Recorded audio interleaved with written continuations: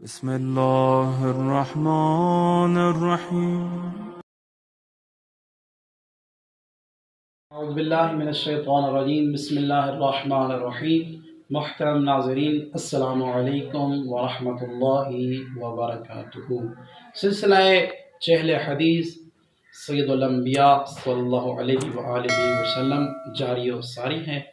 آج مختصر سی حدیث کہ سید الانبیاء ارشاد فرماتے ہیں کہ اگر کوئی بندہ یہ چاہتا ہے کہ جب اس کو موت کا وقت آئے، جب اس کے اوپر موت طاری ہونے لگے، تو اس کی زبان توتلی نہ ہو بلکہ کھل کر واضح ہو کر وہ کلمہ شہادت کو ادا کر سکے، تو اس کے لیے سید الانبیاء نے ایک مختصر سا عمل بتایا ہے.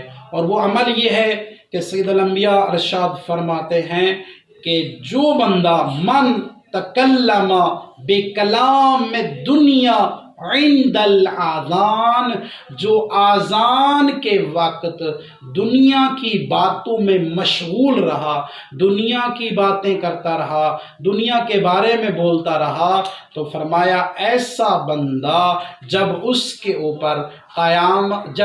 کے اوپر موت طاری ہوگی تو اس وقت اس کی زبان اس کا ساتھ نہیں دے گی.